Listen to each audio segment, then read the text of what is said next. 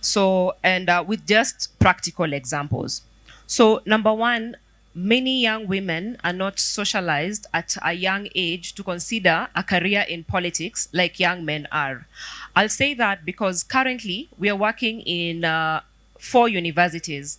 It has been hard to get a young woman to run for the student presidency. Literally hard to get a young woman to just run for the student presidency. Majority of them are deputizing men. And even getting someone to run for SG who makes a decision about the resources for the student council. Take, for instance, let's say UON. What's the budget for UON for the student kitty? Is it almost 30 million? That's a lot of money, literally. So you can imagine if you're the president at University of Nairobi for the student council, you're already making very critical decisions with that budget. But then majority of the young women are not even infiltrating the student council enough to understand how politics works. If you look at the majority of the men we even talk about, the leaders we're talking about in our national space, they began their journey from the university space. Like, that is where their leadership journey was honed, whether it was activism, whether it's understanding how state power operates. That is where their leadership journey was honed. Yeah. But then the transition rate for young women in campus to national politics is very, very low. Like I said, there are 2 universities that are even having election this month. We don't have a young woman running for the presidency. So the situation that you see in the national space is heavily replicated in the campus space. So you can imagine in 4 years, if you're not learning how you can literally participate in political processes. So I think we're getting it wrong as well in terms of starting the journey early. Then the same challenges we're talking about in the national space are the same challenges we are seeing in the campus space. There's a young woman who was running for the student presidency 2 years ago, and they sent me and Nerima Wako a budget for 1.4 million, and about 400,000 was going to security. So you can imagine a 22-year-old, already 400,000 is going to security. And that was so shocking for me and Nerima, because we're thinking, at what point are you raising 1 million in campus to run for office and you're only there for a whole year? And if you look at even what you're making in the sitting allowance, it's not even amounting to half the money you're using. But then even when they began giving an explanation that I can only campaign at night when students are back to their hostels, how am I going to go to the male hostels alone? I need like a security of like 15 men. And these are 15 young men that I have to pay every other day. So we're also not tracking those issues. So we have a campaign called Track Her Campaign for young women in universities. So we are not tracking it. Two, when it comes to, I'd like to build up on what Juan just said. Majority of the young women also who've run for office before are not running for office again. When I look at myself, I didn't run for office again. When I lost in 2013, it was such a traumatic experience. I didn't even want to go back there. Because for most young women, number one, you don't have social capital. The people you know are your friends in university, because I was 22. So I didn't know the Quintas, the Franklin Mukwanja, who would probably give me 5 million to inject in my campaign. You see, I didn't I didn't know them. I only had my students, and they're already struggling to to raise their school fees. I didn't know Ruth Bolo, you see.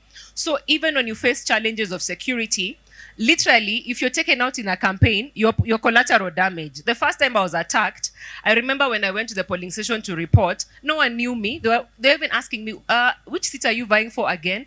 But if, let's say, for instance, I was a Martha Karua or maybe a Honorable Millie, I would have made news because I was attacked. So if you look at even our own networks at that particular point, who's even hand-holding you? Who's even taking you trainings? Like, I didn't even know Quinta. At the time, I came to know like the arm weeks way after. But even after you have lost the election, there's no one who's following up with you. I think my friends, like I'm glad Silantoi is back in office. I think majority of the women I have seen, if someone was able to handhold them, they would have been back in office right now.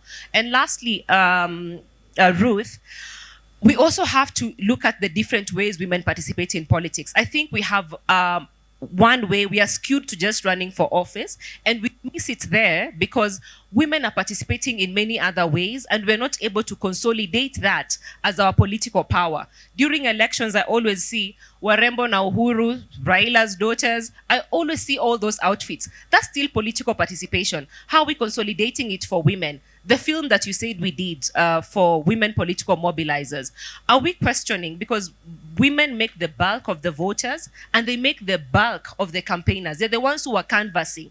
you know. So when you say you want to run for office, your think tank, number one, you're being told these are the influential women in this community. How are we consolidating that? Because that is where, even for that particular film that we did and the project we are working on, we are seeing the gap in terms of translating the women who are voters and the women who are campaigning to understand the women's issues enough to actually go to the ballot and say, you know what, I think this particular woman understands the issues that are actually affect me as a person. I'm going to vote, I'm going to campaign for them. So I see many other spaces where there are gaps. Please allow me to say this as the last one in terms of technology and AI and participation.